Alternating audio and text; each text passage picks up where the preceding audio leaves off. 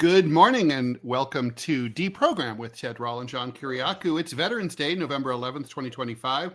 Thank you so much for joining us. John, happy Veterans Day. Happy Veterans Day. You know what? And because it's Veterans Day, I want to give a shout out to some veterans who are important to me. First of all, my dad, who hated literally every second that he was in the military and made us promise not to have the VFW do the 21 gun salute at his funeral, which we did anyway. My dad, Chris Kiriakou, Corporal Chris Kiriakou. But I've got three cousins on my mom's side. Zane Argyris, Zane Sophis, Michael Sophis, all of them were in the Marines. All of them were in Vietnam and were seriously like highly decorated heroes. We're all proud of them.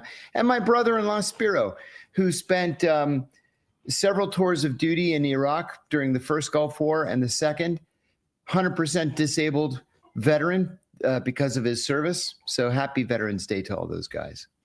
Wow, that's quite a military family you have there. We were poor people. There was no other way out of war in Ohio. Well, yeah, anything to get out of war in Ohio. For sure. Tell me about it. My father was a civilian in the U.S. Air Force. Before that, he made his way up to first lieutenant, and then he migrated over to the civilian and became a very well-known aeronautical engineer. The father of the modern Air Force, if you Google him, it will say. He's got a building named after him at Wright-Patterson Air Force Base. Oh, my heavens. Rawl Hall. Wow. Nothing like rhyming. My big veteran in my family is my French grandfather. He's a French veteran.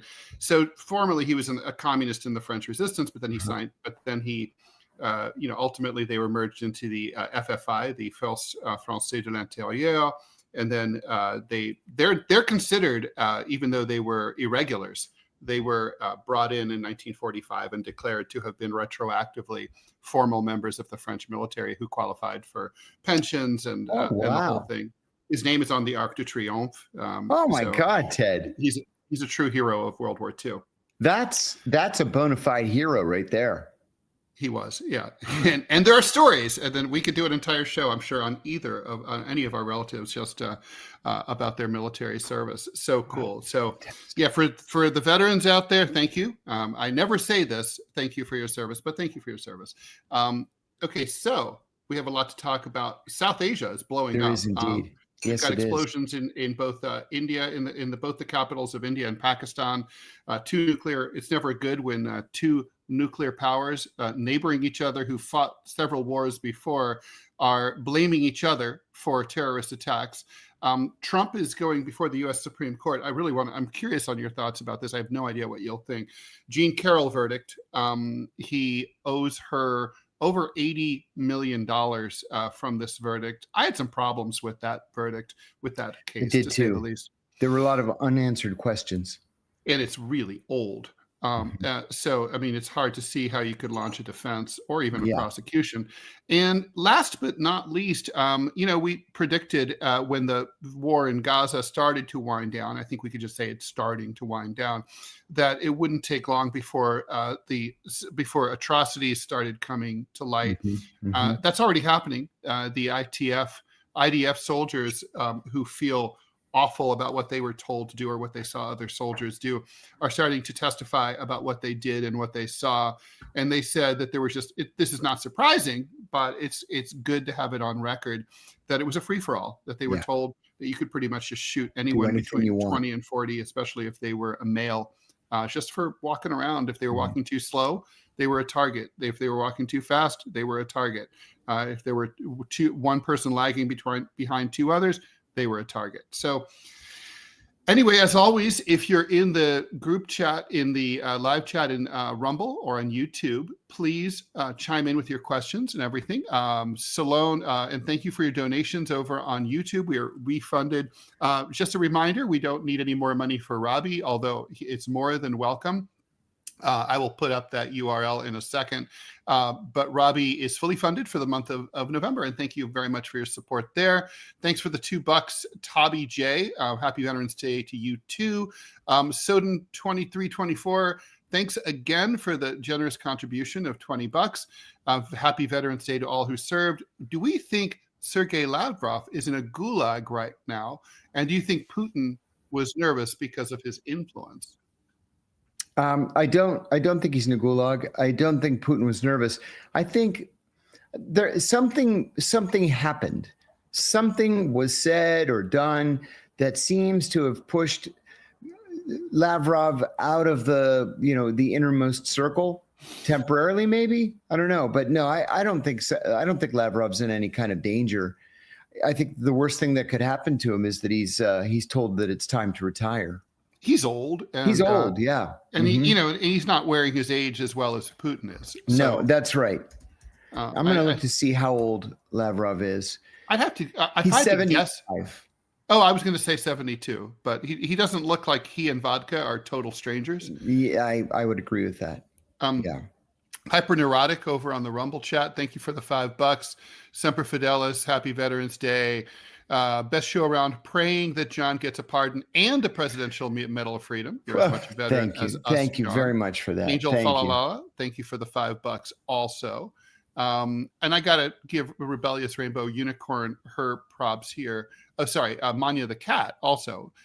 Manya the Cat said, not to spoil the mood, but I shudder every time Vietnam War veteran is celebrated. My parents had to evacuate Hanoi many times because of the bombings as infants. Fair. That is fair. Yeah, that's fair.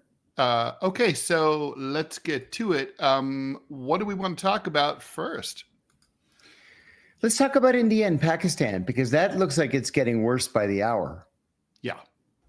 So yesterday we talked briefly about this bombing in Delhi that killed people, that injured a lot, and we speculated based on nothing but our own analysis that it was probably Kashmiri separatists. I think at this point it doesn't really matter who it was, other than whoever it was needs to back off, because things are going to get worse quickly. In the meantime, the Pakistani Taliban, which is an indigenous Pakistani group that allies itself with the Afghan Taliban because it says that the Pakistani government is not Islamic enough, launched an attack in Islamabad aimed solely at civilians.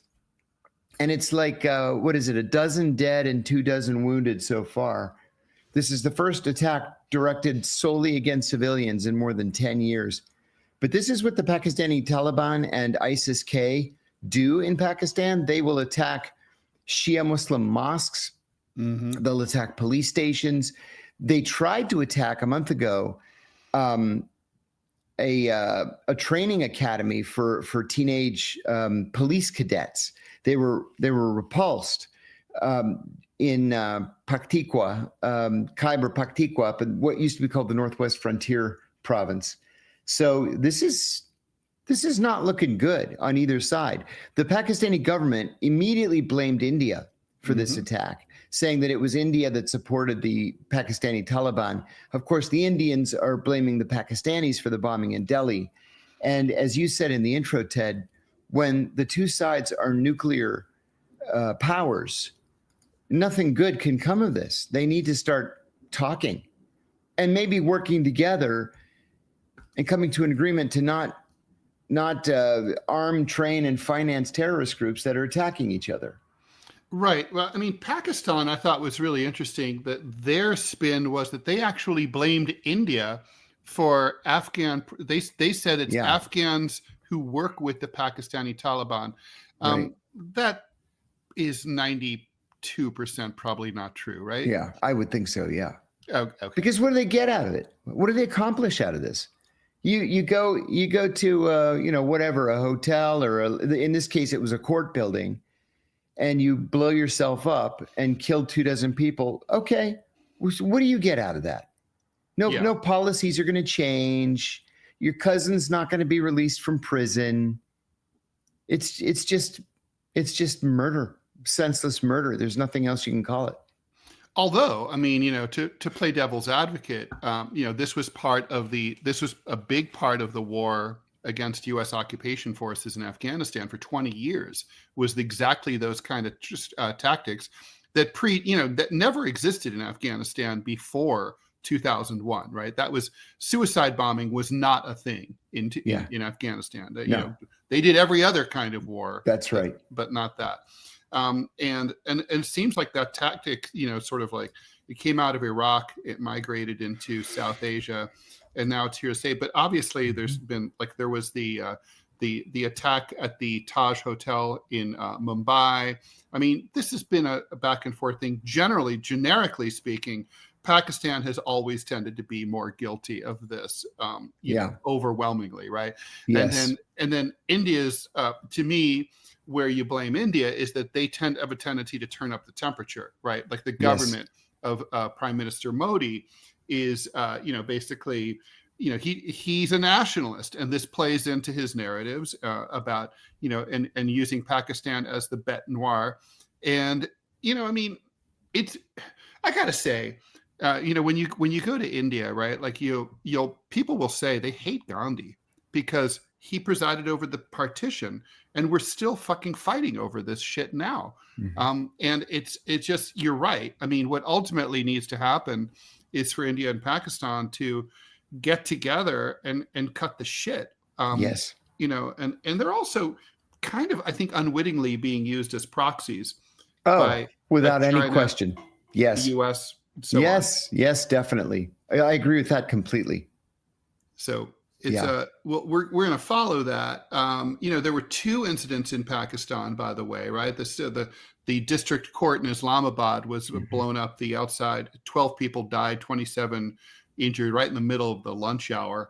And that almost certainly is, I would say Pakistani Taliban, right? No, almost certainly. But I don't think India had anything to do with it. The Red Fort thing, I mean, they're gonna react to this with sort of a post 9/11 kind of attitude. Modi just invoked the Unlawful Activities Prevention Act, which allows basically the suspension of civil liberties under Indian law, a lot more spying on Indian citizens and so on. So this is a great opportunity it's like a Reichstag fire kind of crackdown. Man, this is not good. India and Pakistan are no strangers to scrapping it out. But again, they both have nuclear weapons. And I'm going to go on record again. Despite what the Pakistani media is saying about me, the Pakistanis will get their asses kicked in a conventional war. Well, they have every single time, right? The Pakistanis have mixed it up with the Indians on 3 separate occasions. That's right. Most recently, it's very personal for me, John, because I was literally there. I helped break the story of the Kargil conflict. Yeah. It was an accident. I mean, my friend Cole and I were on a bus on the Karakoram Highway. We crossed the border from Xinjiang in China on the bus. And the first thing that we noticed was that on the Pakistani side of the border outpost was abandoned. You never see that. It was just, it's a trailer with like a Pakistani flag on it. And we walked inside and they were gone. And it's like the movie where the teacup was still warm and the guy had taken off. And we drove for the better part of 24 hours before we encountered any human beings.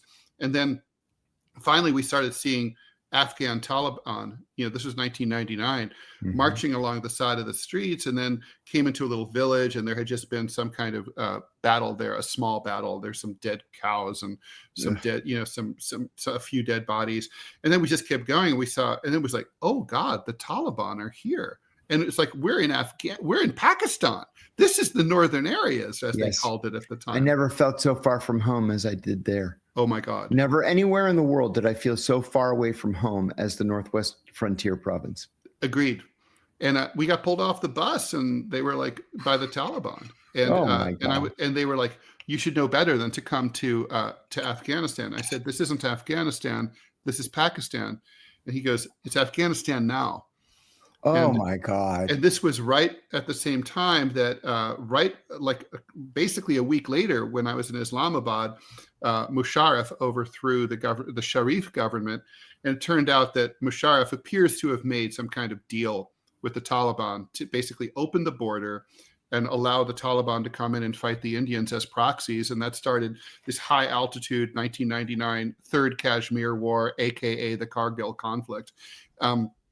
And it was just like, But again, the Pakistanis never stood a chance. No, no, they don't stand a chance. No, and what is dangerous right now? Well, it's what was dangerous in past conflicts as well, is that the Taliban government and the Indians are very friendly, very friendly. Do you remember? It must have been 2002, I guess. I know what you're going to say about the big bombing in Afghanistan at the Indian embassy. I mean, the crater was 30 feet deep. Yeah. Yeah. But there's been ties, right? I mean, like, for example, there was the Air India flight that was hijacked to Taliban Afghanistan, and the Taliban took care of it. I've always thought it was a curious relationship because, it is called the Hindu Kush Mountains, right? The killer of Hindus. I mean, it's weird. Like, the Afghans really seem to, they really hate everything that the Indians are about in terms of their religion and all that, but they don't seem to dislike the Indian people that much. I think that's exactly right. Yes. And of course their culture.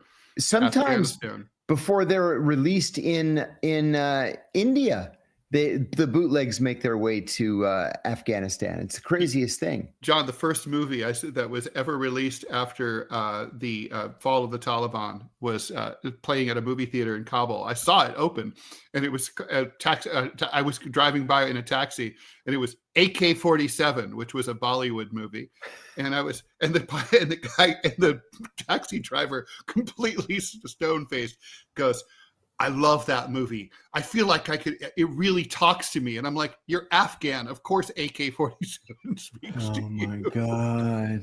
The country's awash in them. Oh my God.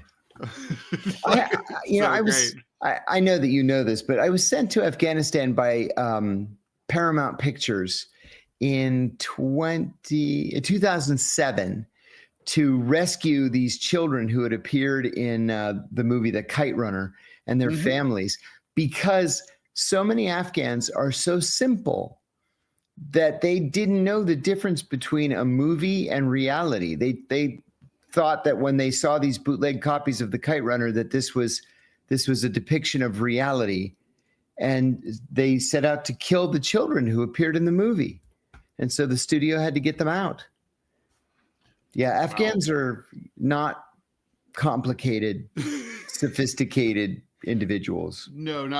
They're why. They have like there's something about them that I love, is that they're the only people I've ever met, and there may be others on the planet because I've hardly been everywhere, but they have these wild eyes. Like, they're wild. Like, they're like, they have something in that human beings don't have anywhere else, that's been like tamed out of us. You know what I mean? Like, this sort of like ferocity. Yeah. They're perfectly happy to pick up that AK-47 and say, "What did you just say?" Totally. Yeah. And I love their dark cynicism too. I mean, I was looking for an old fixer from 9 years previous, and the guy's like, "How long has this been?" And I go, 9 years. He goes, 9 years? He's probably dead. This is Afghanistan. Oh my God. And he was serious too. Oh my God. It's pretty crazy. All right, so let's see here. We have. I'm just trying to like. By the way, we get Robbie back on Monday, and not a day too soon, I gotta say. Thank goodness. And Robbie's in the chat. Robbie, we love you. Good. We need you. Can't do it without you. Well, we can do it without you, just not well. Anyway, do we want to talk about E. Jean Carroll? Yeah, let's talk about E. Jean Carroll. All right, so E. Jean Carroll, obviously, she was the writer for various magazines. She was a columnist in New York City. And back in the mid-90s, she ran into Donald Trump. This part's all like not in question. She ran into Donald Trump in the street, like an episode of Sex and the City. And it's like, "Hey, Donald." And somehow they decided to walk to Bergdorf Goodman together. Maybe she was going to shop, maybe he was going to shop, but one decided to tag along with the other. One thing led to another. They end up in a dressing room at Bergdorf Goodman, which, if you're not familiar with New York City, is a huge, luxurious Fifth Avenue department store. And, you might be thinking about like, say, Macy's or someplace like that. It's not like that. As an example, I'm sorry to interrupt you. RT gave me a ton of money a few years ago because I lost all this weight, and they told me, here's $10,000, go buy new clothes. Nice. Yeah, I was very generous of them. So I went out and I bought a bunch of clothes. I happened to be in New York, and I went to Bergdorf Goodman's. And I was just looking for a couple of polo shirts, just regular polo shirts. Right. $700 per polo shirt. In the 80s, I went shopping for a pillow, and I accidentally bumped into there because I was working at a bank nearby. And the pillows were $400. And they weren't special. They're not like, they don't give you oral sex. It's like, they're just pillows. I was like, what the fuck? Oh my God. No, yeah. So this is key to the story. And anyway, by all accounts, Carol and not Trump. Trump claims that he didn't even know her. Right. We know that's not true. It's not true. And that basically, there's no question they ended up in that room together. They fooled around. She said that there was penetrative. Basically, she was all in until he wanted penetrative sex. That happened against her will. So she said she'd been raped. She kept it all to herself, although she did contemporaneously mention it to a few friends. And within a year or two after the incident, and then years later, during the whole lawfare period, during the Biden administration, I guess Carol probably thought this was her chance. Who knows? Who knows why? Maybe it was simply a matter of like, I finally had enough and I'm going to sue. Long story short, she sues him obviously the statute of limitations has long expired, but she sues him in civil court. New York State had just passed. That's probably why she did it.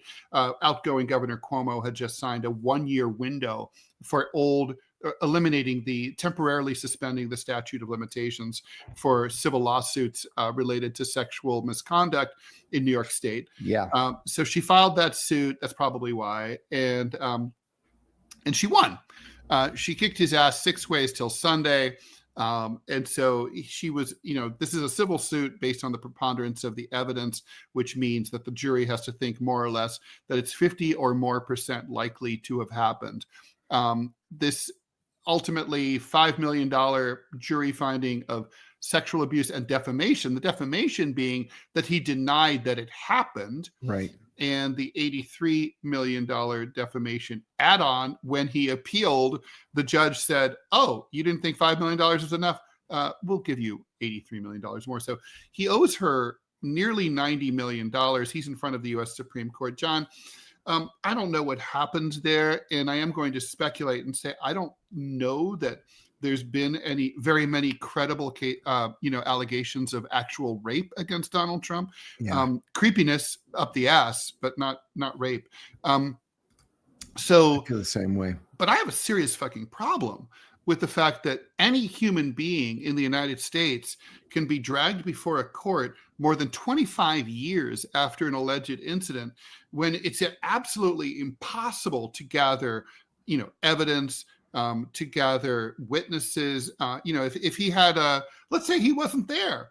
Well, It would be how is he going to be able to prove that he has an alibi? Right? Yes. Like, I was actually in Florida that weekend or whatever. I mean, he can't. There's just no way to defend yourself. And when you're in a civil suit, you really kind of need to defend yourself. It's not really like the burden of proof is all on the accuser. Mm-hmm. So what do you think I think I know what's going to happen here, but I think the Supremes are going to toss it. What do you think? I think the Supremes are going to toss it as well. The Supreme Court doesn't like to get involved in these kind of more petty he said, she said things. They get involved where there are major and serious constitutional issues at play. And there's no constitutional issue at play here. I think that this jury award is outrageous. They did it at this number because it's Donald Trump and he has plenty of money. But yeah. And also it was like the time to gang up on Donald Trump in court. It was. Yes, but I don't think the Supreme Court is going to be at all interested in this kind of a case. I mean, could they just refuse to hear it? Oh yeah. In fact, they refuse to hear 90-something% of cases. Mm-hmm. Yeah. Anybody, literally anybody, can appeal anything to the Supreme Court. And a little factoid, you don't have to go through the process of going to the district court, then the circuit court, then the Supreme Court. You can just go straight to the Supremes. Another factoid that people don't know is that your appeal is not based on the justice or injustice of the lower court decision. That's right. It's based on a constitutional question. So it's a very short brief usually. Yes. And you basically just go to the court and you say, what happened here raises some unresolved constitutional questions that we would like you, the court, to weigh in on. That's right. And so I don't know what constitutional issue there's there no would be here. Statute of limitations, No. or I don't know. But even one that, for me would be I don't know if it's a constitutional issue, but like I think it's like sophistry to say that denying guilt in a case can open you up to a defamation claim. I mean, at that rate, I mean, literally everyone who's accused of a crime who denies it is guilty of perjury and defamation against the victim, right? It doesn't make any sense to me at all. None. I mean, yeah. So we'll see. But on the other hand, I don't know that there's a constitutional issue. No. He should probably just pay the money and move on. Just move on.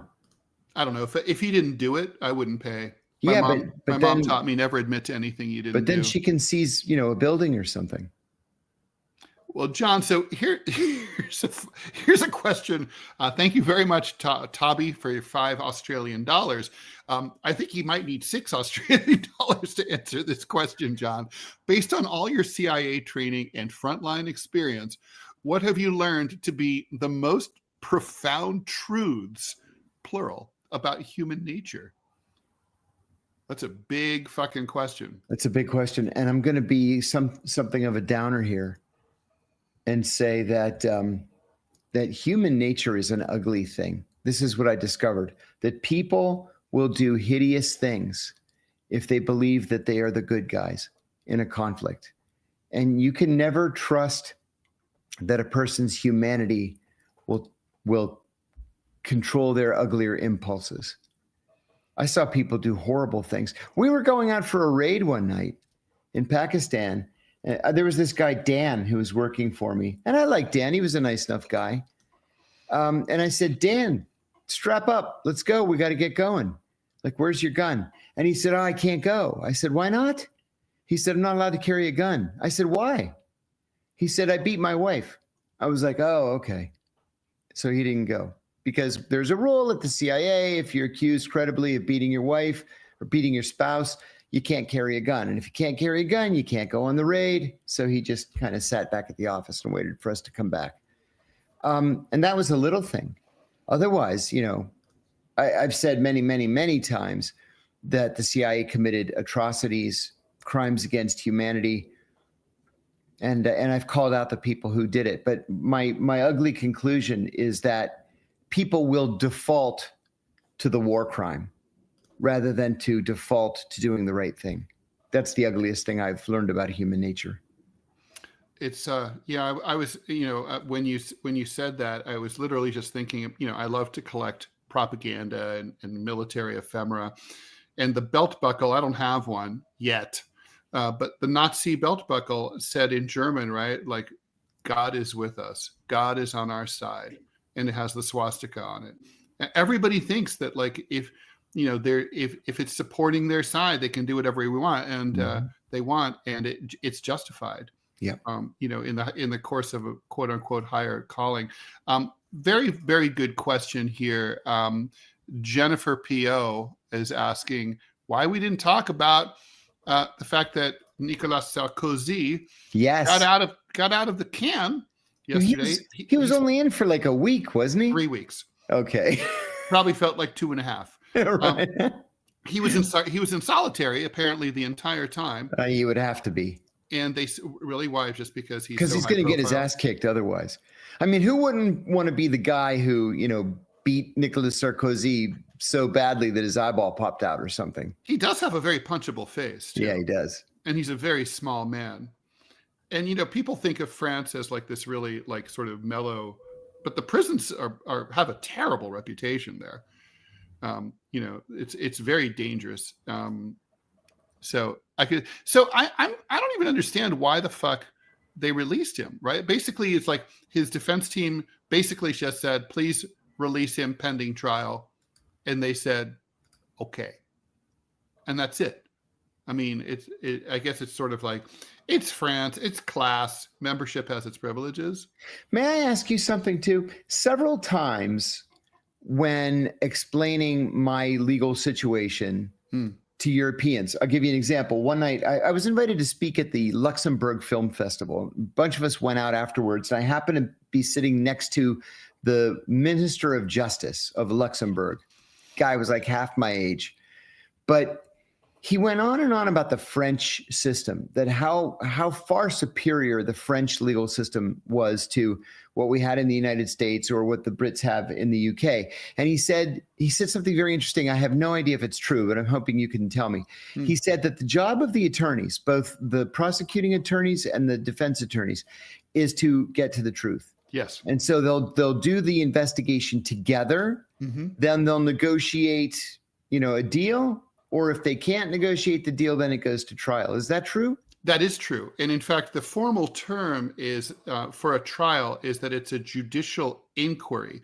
This goes back to the Napoleonic Code, right? Interesting. And the idea is I really am sad that it's not yet available in the United States, but An Officer and a Spy, which is the most recent film by, the disgraced director. Roman Polanski. Yeah, Polanski. It's Polanski's most recent movie. It came out, I think, in 2019 or something. It's been banned in the West and the United States because he was Me Too'd so ferociously. But the movie's fantastic, and it's based on the Dreyfus affair and the Dreyfus trial. And they show this process of how it's a. I mean, obviously he was railroaded, but and that's part of what went wrong was that there was misconduct on the part of the prosecution. They weren't really interested in the truth, as Jack Nicholson would say. Right. But that is how the system is supposed to work. Obviously, the human beings, but yeah, no, I mean, that's the ideal. I mean, it's not really adversarial. The way ours is. I mean, in our system, you basically spin the facts in accordance with your side of the equation. If you're a defense attorney, your client is pure as the driven snow. If you're the prosecutor, they're the devil.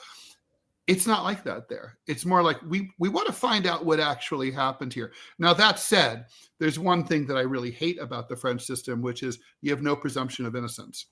So interesting. That's pretty ugly. Yeah. I mean, actually, presumption of innocence is kind of rare in the world's legal systems. It's one of the things that used to make the United States special. Wow, that's rough. Well, and I don't know if Sally Kirkland, who's an actor, just died. I just saw that. Yeah, she was in The Sting. I remember her in The Sting. She was quite good. The Sting is, one of those movies I've been meaning to go back to. I saw it when it came out when I was a kid, Ted, when I was 10 years old. You are going to love it as much as you did the first time you saw it. I just rewatched it in the last year, and I was like, dang, I forgot what a great movie this was. Robert Redford. And Paul Newman. So good. Yeah. Gotta see it again. All right. So I did the sorry to get off track, but I did the Dalton Fisher podcast yesterday. It's going to come out next week, and we got sidetracked onto the subject of movies, specifically of science fiction movies, and he had never heard of Soylent Green. What? That's what I said. Are you kidding me? I said, it's one of the greatest sci-fi movies ever made and one of the most important films of the 1970s. And he said, oh my God, I love 70s and 90s movies. They were so great. And I said, yeah, but especially 70s movies. Even my kids bought me this coffee table book called The Stewardess is Flying the Plane, Movies of the 1970s. And I told him what Soylent Green was all about. And he's like, oh my God, it sounds great. I said, well, I looked it up while we were talking. I said, it's available on Amazon Prime. You have to pay $3.99 for it, but it's worth the $3.99.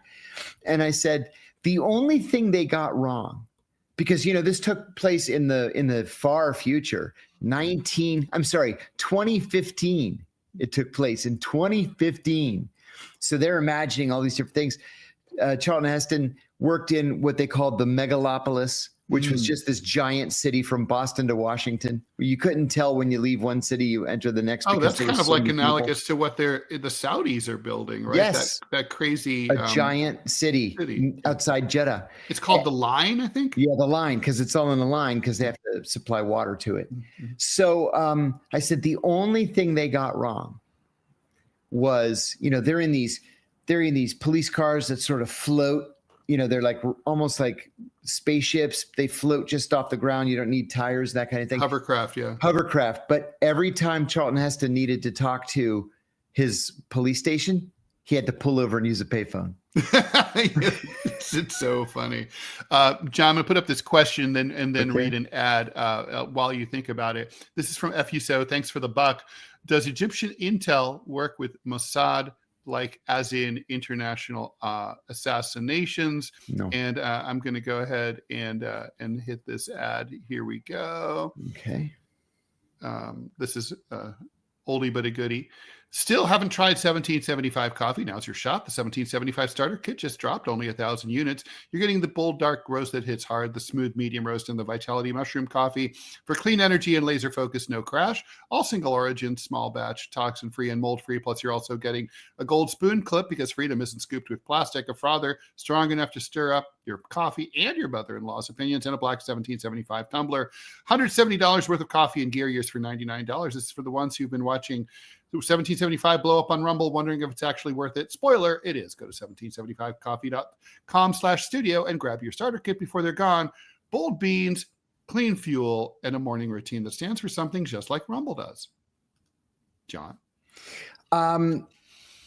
We were talking about Mossad and Egypt. There is surface cooperation between Mossad and the Egyptian GID, the General Intelligence Directorate, where GID will tell Mossad, look, you've got a problem with some Palestinians at the Rafah crossing.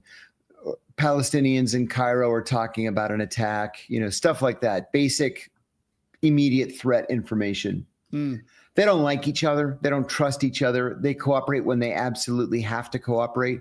But as for joint operations, especially lethal operations, absolutely not. Real over on the Rumble feed. Thanks for the $2. I was kind of disappointed that Turkey issues arrest warrants for Israeli leaders because I was hoping they had an active role in Gaza. Do they still have a chance to play a role there? I was actually surprised that the Turks filed these charges. They know that nothing's going to come of these charges. They know that no country's going to snatch Netanyahu and turn him over to the ICC. I was surprised because you're right. Turkey had been discussed very recently as being one of those countries that likely would play a large role in Gaza, whether it was peacekeeping or redevelopment or whatever. And now, politically, the Israelis are going to have to keep the Turks out. I'm not really sure why they did that, unless it was just a kind of a cynical move by Erdogan to shore up his conservative base. Otherwise, I don't see what the Turks get out of making a decision like that. Jennifer P.O. points out about French criminal law. Procedure is traditionally presented as written, secret, and non-adversarial. But this law was changed a long time ago. Yeah, so maybe that's why it's still in the Dreyfus Affair movie.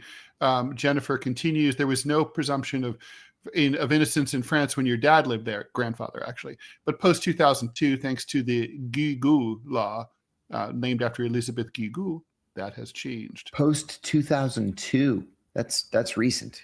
Yeah, France. We tend to think of France as kind of frozen in stone because it's an old country, but it actually evolves quite a bit.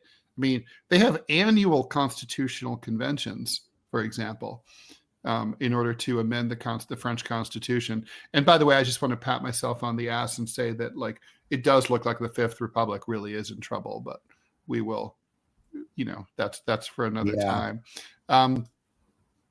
Let's see.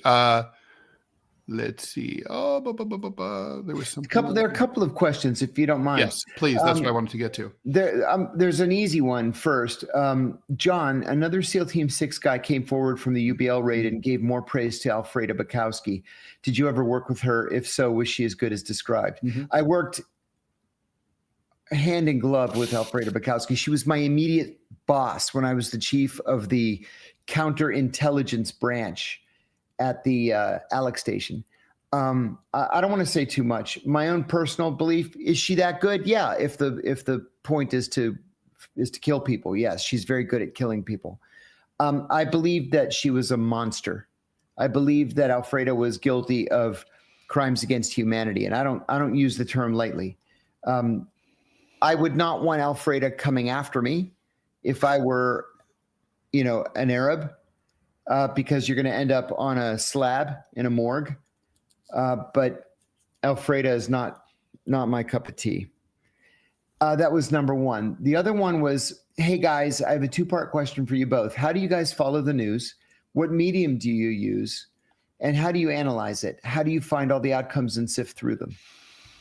You want to tackle that one first? Sure.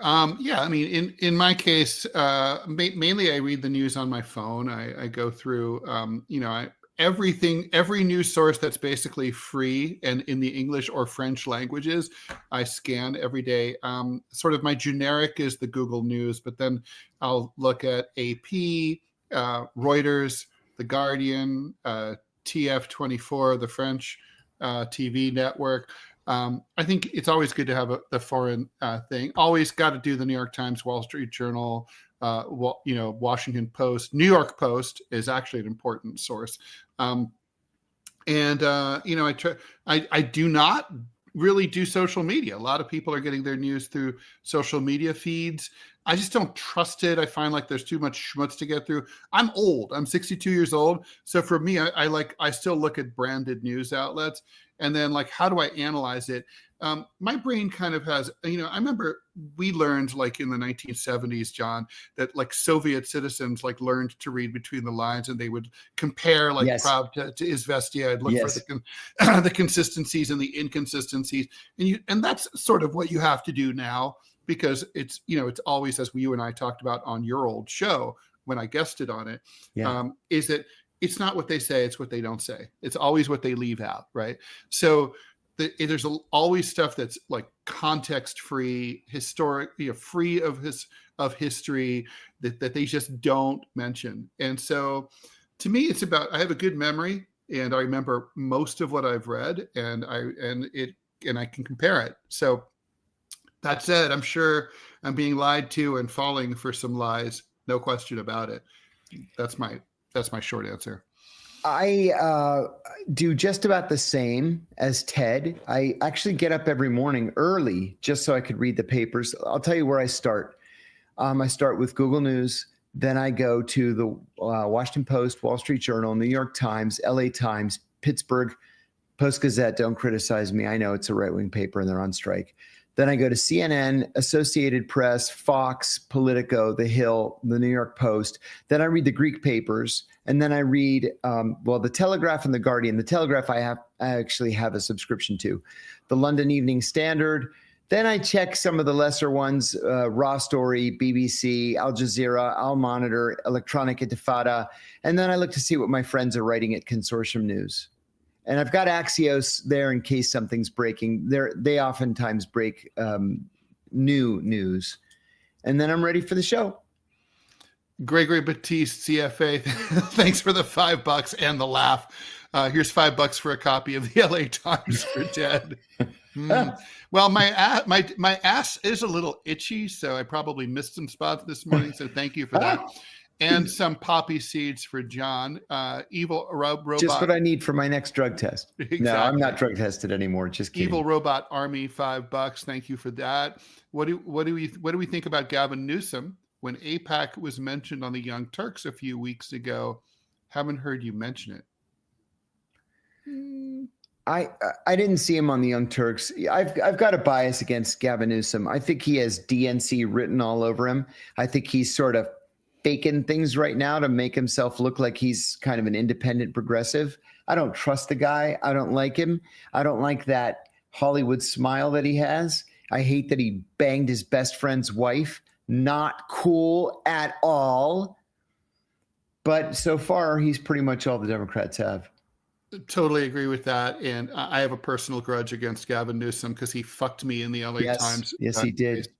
Dr. Strangelove 7739. John, can the CIA pressure American businessmen who live overseas to cooperate in spying against a foreign country? Oh, of course. And they do it every day. Absolutely, yes. That's why they have this thing called the National Resources Division. They go up to you and they say, listen, you're American. We're CIA. You're a patriot. We really need for you to do X, Y, and Z for us. They always say yes. So, yeah, Really? that's an easy one. Oh, yeah. Why do they always say yes? Why wouldn't they say, no one ever says, I'm familiar with the history of your agency and how you burn people, and I don't want to be burned, so thank you, but no thank you. See, that's what you and I would say.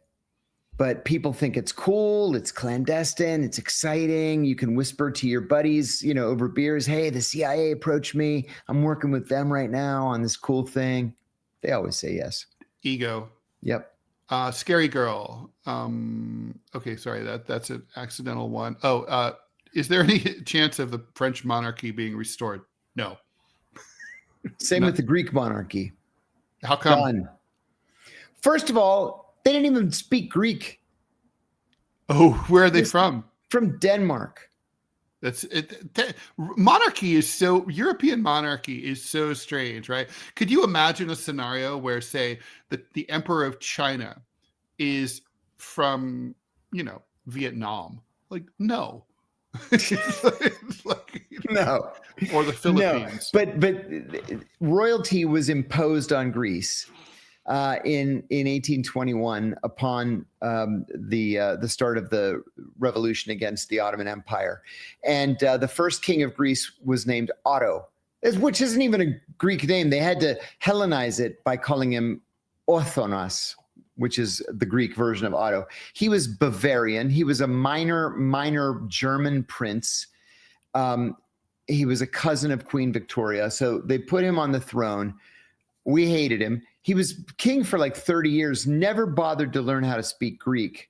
So he would give his pronouncements in German and have a translator translate it. He finally went on vacation to Germany one year, and the Greeks told him, don't bother coming back, because if you do, we're going to hang you from a tree. And so he never came back.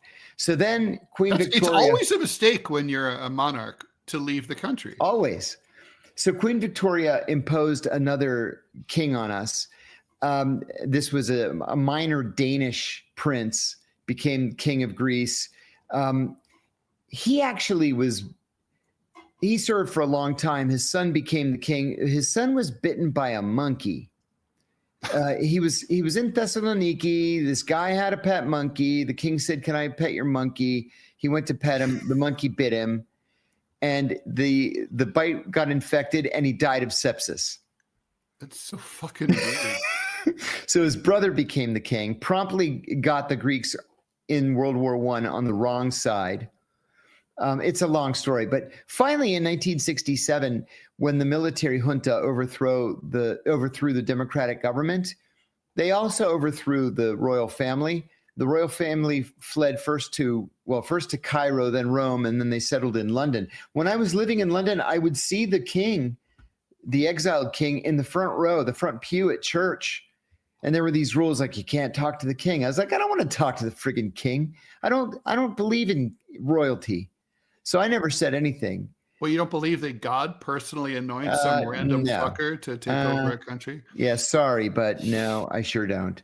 So the royal family, there was a plebiscite, a national referendum in 1975 after the military was overthrown and Greece reinstituted its democracy.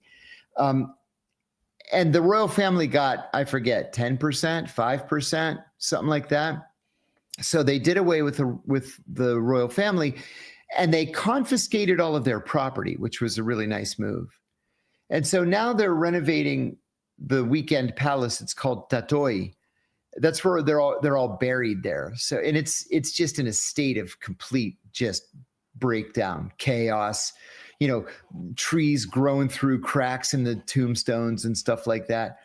So they're going to make it nice. And just in the last couple of years, they decided to allow former royal family members to visit on tourist visas. And that's it. And then they can get the hell out because they're not welcome. It's always, yeah. See, that's a move I wouldn't have made if I were the Greek government. Really? Yeah, it's like, you guys we like you better somewhere else outside of Greece. I mean, yeah, go away. They are objectively a little bit of a danger, right? Longhorn Clemens is asking if we're going to name and shame Robbie's employer after he's gone. Good question. So that we may choose not to do business with them in the future. I'm just going to, without giving it away, I don't think that they're the kind of business that you would probably be likely to come into contact with. But we'll leave that to Robbie to answer that question. It seems to me like vengeance is best served by the person who was aggrieved. Also, okay. Better Thanksgiving, F you so, Buck. Better Thanksgiving dinner, Charlie Brown or Trump Walmart? I don't know what Trump Walmart means. I gave my second son $5 once, and I asked him to go to the Walmart meat counter and ask if where he could find the turducken. And just to watch the guy's face, like, what? So I was able to take a picture. Yeah. Gross idea. It might be really Constantine yummy. asking for a turducken. I don't like duck though, so I don't want and I don't like turkey. So yeah, I barely like chicken. Indian chicken. Robbie's got a question. John, can you say Greece is democratic when it arrests people for speech? I'll pass. Yeah, I call it democratic. Of course. Now, I will admit to you that in today's edition of Kathimerini, there's an article that Greece is now 88th in the world in terms of press freedom, up from 107th, but still last in the European Union. And part of that is they do not allow pro-Nazi hate speech. That's what the fight is about. So, is it democratic? Of course it is. It has 36 different political parties, 6 or 7 of which are represented in parliament. Just because they don't allow the Nazis to spew their hate. And this is a country that lost more people per capita, like as a percentage of the country's population, of any country in the world during the Second World War. So yeah, I say they're democratic. Oh, Frasmataz, I think maybe I made myself unclear. He says he's surprised that he or she trust Trump over Rashid Dostum, the Uzbek warlord. Oh, I thought that's what you said. That's not what I said at all. I trust Dostum. Oh, I trust Trump more than Dostum. I mean, Dostum never lied to me, and Dostum told me some uncomfortable truths that. Wow, Dostum! If I had been in the room with Dostum, it would have taken all my energy not to shoot him in the brain. It took all my energy to not die of fear. I mean, I was absolutely terrified, but I mean, he had no reason to do anything to me, but that might not stop him. But if the mood had struck him. Yeah. No, he's absolutely a psychopath. No question about it. Without any doubt. I mean, kind of like, what is a psychopath? Let's go take a look at that. You're welcome, Frasmataz. All right. Well, I think we're winding. Oh, well, God, we got to talk. Maybe we'll get around to this tomorrow. Israel's ITV basically has a documentary. It's sort of like the Winter Soldier for Israel. And basically they have a bunch of IDF troops admitting that it was a free fire zone in Gaza. And now, of course, they're suffering from PTSD. Of course they are. They did terrible things. They're coming back, and basically they forced Palestinians into tunnels that were mined in order to map them out. They did all sorts of shit that was just absolutely crazy. None of this is surprising. No, but it's good that it's coming out. It's actually probably good for the mental health of the soldiers the veterans who are coming forward. And I'm going to make a prediction. It's going to come out more and more and more. And we're going to see that all the stuff that ICRC said or Human Rights Watch or Amnesty International, that it's all going to end up being true. And we're going to see more and more Israeli whistleblowers. Mark my words. It's going to come. No question. All right. Well, with that, we're going to go ahead and call it a show. We'll be back tomorrow, as we always are, Monday through Friday, 9 a.m. Eastern time. Thank you so much for joining us, John. Always a pleasure. Good to see you, Ted. And we will talk to you then. Thanks for tuning in. Please stay tuned for the TMI show with Ted Rall and Manila Chan. That's me. For a lighter take on the news, we've got some fun stories, including the fact that the Trump administration doesn't want to let fat people into the United States on tourist visas anymore. Strange but true. Oh. Bye, everybody. Bye.